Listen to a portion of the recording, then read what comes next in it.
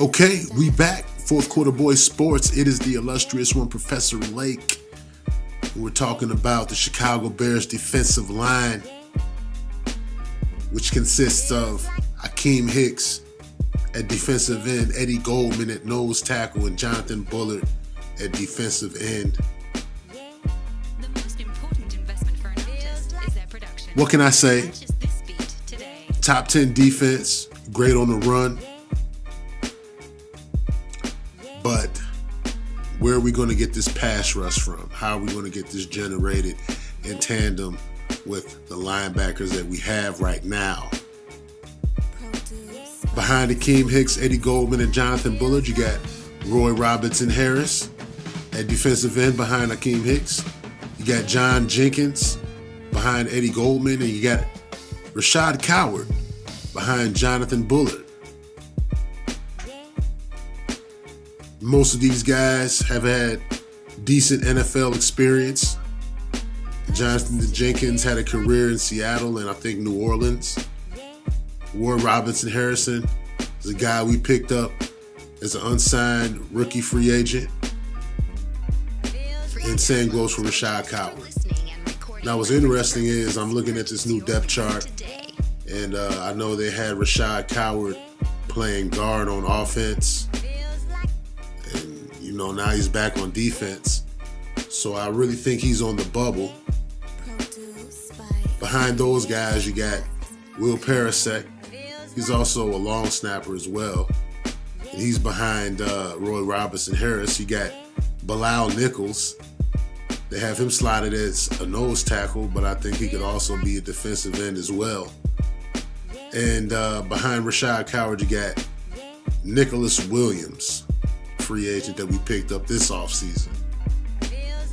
I've said it before, I'll say it again. Akiem Hicks has been an anchor to this defensive front line. He's been the reason everything else has been able to get going. He's been causing penetration. He's been disrupting plays, getting in the quarterback's face, being aggressive. You have to pay attention to Akiem Hicks. He's going to draw double teams. Now it's time for guys like Eddie Goldman to step up to the plate and take care of some of these one-on-ones. It's time for Jonathan Bullard to be more consistent. One of the things you'll constantly hear me say is that Jonathan Bullard has to be consistent. He shows flashes from time to time, but there's also times where you watch him getting pushed back 4 and 5 yards. I really want to see more consistent technical play from Jonathan Bullard. He comes from a good program of athletic guys, and now it's his time to step up to the plate. You've been in the league long enough, Mr. Bullard. This is going to be a situation where I think that in order to keep this going all through the season, this is going to have to be a defensive front by committee.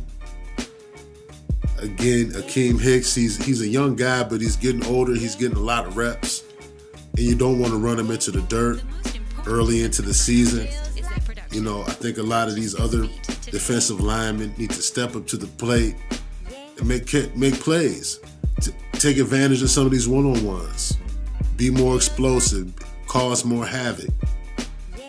Defensive line by committee may be the best way that they could go this year. We may have an offense that's scoring points. We could take an Akiem Hicks out the game to let him get a blow, to recover a little bit more. That's the one thing I worry about with the Bears is attrition, and that's why we see a lot of injuries throughout the season. You get a Leonard Floyd constantly back on the field, 3 and out. And there's a lot of snaps, and a lot of times we don't take that into account. Eddie Goldman, 3 and out. You headbutting every play. I kind of ragged on him a little bit for his concussions, but realistically, a lot of these guys on the defense have had a lot of reps last year in previous seasons. As they get older, I think that you're going to have to substitute some of these younger guys and get them some experience and start playing defense by committee. And you know, we'll talk about that a little bit later on and how it affects the defense as a whole when we get to the linebacking core and you know, some of the reasons why they drafted Roquan Smith. But this year we drafted a player out of Delaware, Bilal Nichols. I like Bilal Nichols. I think he's really strong. I think he's pretty athletic. You know, I just want to see how he is able to perform against better competition than what he would have faced when he was playing in Delaware. But he's definitely a guy that is a physical specimen. If you've seen one of his interviews, his arms are like, he looks like a superhero. I'm gonna just leave it at that. You know, I don't get into the male crush thing. I'm just trying to paint a picture for you guys. But you know, he looks like athletically, he should fit right in the rotation. I wonder about Rashad Coward. Again, you know, they tried him out at offense, and usually when they switch you to a different position, you know, it's because maybe you might be on the bubble at the position you're at, and they're just trying to salvage the situation for you. You just see where your career goes. But now he's back on defensive line. I think he's on for a fight for his career. I definitely think that Bilal Nichols can push him out of that spot just due to versatility, being able to play nose tackle and defensive end. Maybe with a little bit more athletic ability and strength. Roy Robinson Harrison, he's been with the Bears for a little while. He's a guy that he has the size. I just want to see him on the field a little bit more, make a little bit noise in critical situations. And he has done that, you know, so I don't want to take that away from him. But he's just one of the guys I want to see a little bit more from because you don't see a lot of him on the field, being that he's Akeem Hicks backup. But at the same time, you know, the Bears do play a hybrid style of defense. And you will see Roy Robertson Harris out there in the 4-3 sometimes. You know, you go back to the starters, Akeem Hicks, you know, I see him playing all season. He's a durable guy. I know he had some nicks and bruises this season, and he was able to fight through them and appear in every single game. My only question is Eddie Goldman's durability and Jonathan Bullard's consistency. And that's where I see some of these backups being able to take advantage of a good opportunity and pushing themselves forward through the lineup as the season goes on. It's Fourth Quarter Boys Sports. I am the illustrious Professor Lake. Like, comment, share, subscribe. Let me know your opinion in the comment section. You know, this was just a defensive interior, the two defensive ends and the nose tackles.